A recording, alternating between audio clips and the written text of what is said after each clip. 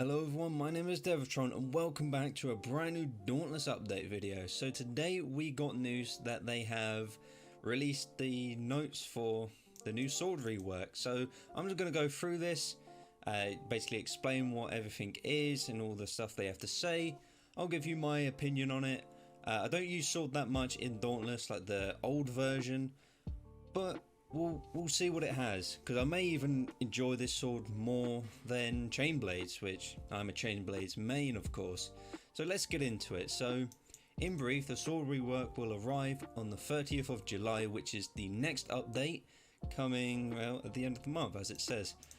So expect more depth, new combos and greater adaptability. Okay, a new sword mods will be replaced the pre 1.3.3 mods. Okay, so they'll replace all current mods that are available. So that begs the question, are they going to replace the ones in the Lady Luck store, or is it just the mastery ones? That's what I want to know. So I'm guessing it will replace them ones, but you never know. So by the looks of it, this is just like a little summary from the devs I see, so let's read this real quick. It's a sword easy mode. Kind of. We built the original sword to be jack of all trades, a reliable, simple weapon that even a new slayer could pick up and swing. Hopefully, that's what you'd expect, right? And it was that. But as Dauntless expanded and other weapons deepened, yeah, I think that's how you say it, in complexity, such as, what do you call them, strikers? They're very in depth. They have lots of cool combos which make them really awesome and really fun to use. The sword just couldn't seem to keep up. Kind of, yeah. A few of you called out on the Dauntless subreddit. Who the hell reads the Dauntless subreddit? Just kidding.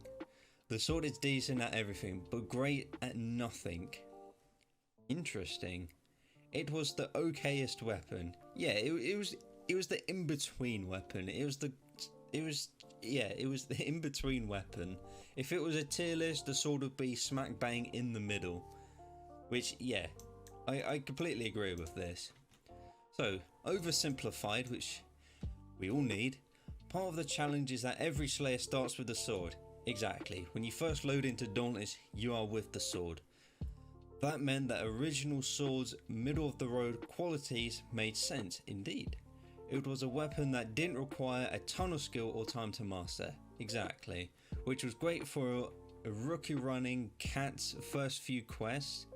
I completely butchered that, but there you go. But what about a swordman who's run 50 hunts deep? Revy would know. The sword had a lot of things it did that were very similar, says game designer Dan Dibbs Gibson. There was no it excels at this or it excels at that. It was basically a sold puzzle. It was just very simplistic. It's as they say, middle of the road.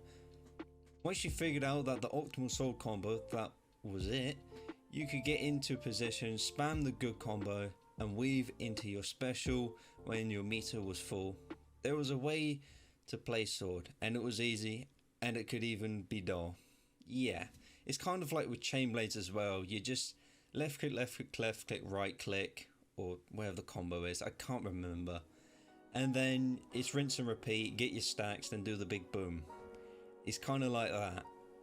So hopefully with what they do, really changes it up. Right, the sword was basically a sold puzzle, indeed. But there was still a new player problem. If we converted the sword into a technically complicated 10 combos spreadsheet of a weapon, no one could make it past their first lesson Nasher. I mean, I still can't get past my first lesson Nasher to this day, almost over a year of playing, so there we go. But yeah, I get what they mean by that. You can't make things too complicated, otherwise new players will just either not use it or just get very angry on Reddit. Which brings us to the question at the core of the sword rework. How do you create a fun, complex weapon that won't overwhelm a brand new player? Exactly, that's what you want to do. So the first attempt. The sword that is launching after this week is not the result of our first attempt. In fact, our first experiment recreated many of the problems with the original sword. It was too middle of the road, too button mashy and even more easy mode than the sword was supposed to be replacing. Just imagine. And there's just the basic sword. That's the first one you start with, if you didn't know. We went so hard at new player experience that we made a kit that was button mash optimal, says Dibs. The skill ceiling was at the floor. Yeah, it's not too hard to master the sword, if I'm honest. Even a noob like myself could. It wasn't even that this sword was unfun. If you are a new player, you might enjoy a handful of button mashing hunts. But again, there was no room for real growth, no way to show off your skills. Why bother learning your way around a weapon when spamming would get you the exact same result? Exactly, you want to combo your weapon so hard that it just does so much damage, if that made any sense, instead of just button mashing and get the same result. You want to work for the damage you do, not just aimlessly do it, you know? We completely canned the original rework. Yeah, I understand that. Right, striking a balance. The spammer sword was scrapped. Yep, good. We don't need any more spamming weapons. But we were still stuck with the new player / veteran player problem. How could we create a weapon that was simple enough for a rookie to use, but complex enough to reward long-term mastery? Now, if you can master that in any game, you're doing a good job. And hopefully that's what they've done here. The experience we're trying to create is a constant situation assessment. Every second you're looking at the tools in your kit and making decisions. Quotation marks. Many meetings and design doc edits later, we landed on an answer we thought could work. A situational sword kit. Okay. This flexible kit would still allow players to get some benefit from button mashing, so for new players, but would offer a greater benefit to skilled players who learn to adapt to their choices to specific combat situations. Okay.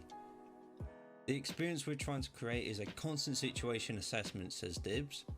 Every second we're looking at the tools in your kit and making decisions. This time I want to dash.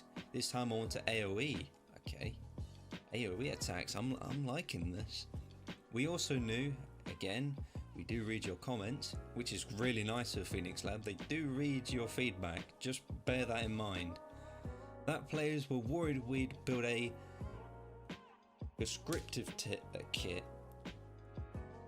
Prescriptive kit. I think that's how you say it. I'm not good at English, even though it's my main language, okay? Calm down. One that requires you to move through a specific set of combos in order to maximize damage. We're happy to report that the sword is very much not that. Okay, I was expecting the other way round, but okay. While there's a certain level of structure to the sword's gameplay, build Valor, spend Valor, that's sort of like the strikers. You build up your, I can't remember what they were called, but you build up your things, then you do the big slam or the Kamehameha. There's also plenty of room to move within the structure, okay? Which means you'll need to do more than just cycle the same 3 combos to make the most of this reforged weapon. Okay. Nice. The reforged sword is built around 3 main components. Core combos, which generate Valor. Valour Combos, which cost Valor. A special meter, which lets you execute your currently equipped special move. Okay. I'm liking this, and we got a little video here. I'm going to mute it because you know how YouTube works. Okay, this is the new sword and weapon. Okay, so these are the new attacks. Very nice. That's the special. That looks damn awesome. Okay, so those were, I'm guessing, just the core combos and the special meter. That looks cool. I like the effects on the sword that they've done there. Let's look at that one more time. Don't think I can... No, I can't slow it down. Well, big sad. Wait, it's this one.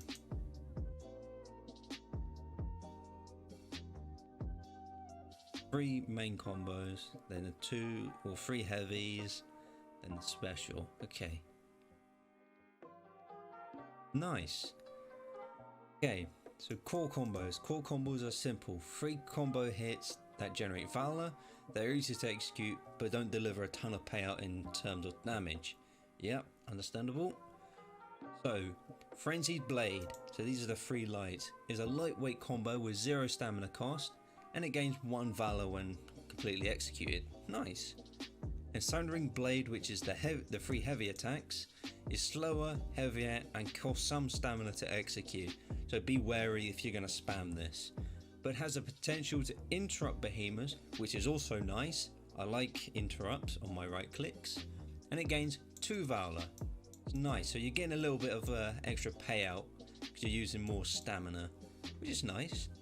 For both core combos, you'll want to make sure you land that last hit. Yeah, so you could basically just miss the 2 first hits, but as long as you land that last hit, you'll get it. And that's the same with strikers as well. It's the last one that determines whether or not you get the Valour. Yeah, exactly. Valour Combos. Valour Combos spend Valour to execute powerful moves. This is where the new sword's adaptability really starts to shine. Once you've built up enough Valour, you do spend it on a powerful strike. Do you take advantage of a stagger and drop a damaged AoE? That would be me. Or do you close the distance with a dash and launch into a second combo? Okay. You can only hold 6 Valour at a time, so you spend it, and how you get it back is all part of the larger combat equation. Okay. Interesting. There are 4 Valour combos you'll be working with. Light, light and heavy is the Crescent Strike. A powerful strike with high reliable damage, and it costs 3 Valour. Okay. Let's have a look at this one. Okay, so it's like a charged third attack. Okay. It looks interesting. We got Resounding Echo, heavy, light, heavy. I've never seen that combo before, so that's a new combo to learn. Plunge your sword into the ground, leaving behind an AoE pool that takes damage over time. Oh my! I like the look of that. If anyone's played Destiny 2 and have the Wither Horde, that is exactly what that is, and it's like the charged Molten Edict as well. I'm gonna be using this a lot, I can already tell. That is awesome. That is absolutely awesome. My goodness. Okay, calm down a little bit. So we've got Blade Rush, hold light, okay? A medium range dash and slash attack. Okay, so this is if you get in a bad situation or something. Or if you just want to re-engage. Nice, so I'm guessing you could also disengage with this as well.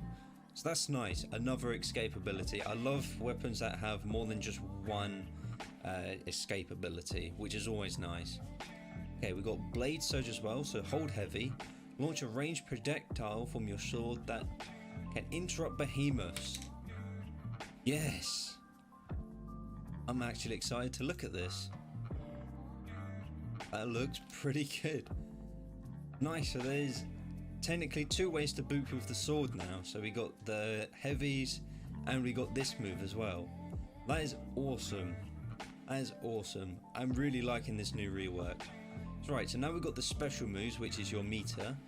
We've carried the special meter over from the original sword system with one major change. Instead of landing single hits to fill your meter, you'll need to land full combos. That means connecting with the last hit of either of the core or Valour combos, okay? Nice, so we've got to actually work for this now instead of just, just mashing buttons. On the bright side, landing combos while your special meter is active will now extend the duration of that special. No perpetual blade core mod required. Okay, so they incorporated this into the base kit, which is quite nice. That is awesome. Finally, we adjusted certain aspects of existing sword specials to make them work with the new Valour system. Yep, that's cool. Right, so let's have a look at these. So Valiant Overdrive, Dash no longer has a cooldown, but it does cost Valour. Unfortunately for you, you'll be generating Valour over time as long as you remain in overdrive. Okay, that's interesting. Definitely be having a look at that, of course. Ardent Cyclone. This special generates Valour over time and deals more damage than previously. You'll also be unstaggerable while this is active. Okay, so this is like the old one. That's cool. Right, Avenging Overdrive. Successful parries now generate Valour. This is the one I'm going to be using. Right, nice. So they have really adapted all of this over to the new system, which is really cool. I'll definitely be having a look at this, of course. When it drops, I'll be, making tons of videos about it. That's awesome. Right, so we've got new mods as well. Can't forget the mods. Our old mods didn't work with the new sword, which is understandable. So we ended up building 5 new mods, and yes, any mods you've earned via mastery or purchased via the Deluxe store, which was what I was worried about, will be replaced for free with brand new counterparts. You won't need to do any extra legwork to get them, which is nice and expected, of course. So right, let's have a look at the first one. Charged Sword Focus. Instead of dealing damage over time, Resounding Echo deals damage once after it expires and deals more total damage. Okay, interesting. Recursive Hill. Dealing damage with Blade Rush restores stamina and generates Valour over a short period of time. That looks interesting. It's going to be an interesting one. Mending Blade Core. Each Valour gained or spent restores health. That's going to be nice for a medic build. Nice. Keen Edge. After the Blaze Surge projectile travels a short distance, the damage is increased. Okay, so you could technically be a sniper with this thing. Just sitting on the opposite side of the map and just snipe them. Nice. I'm gonna definitely try that.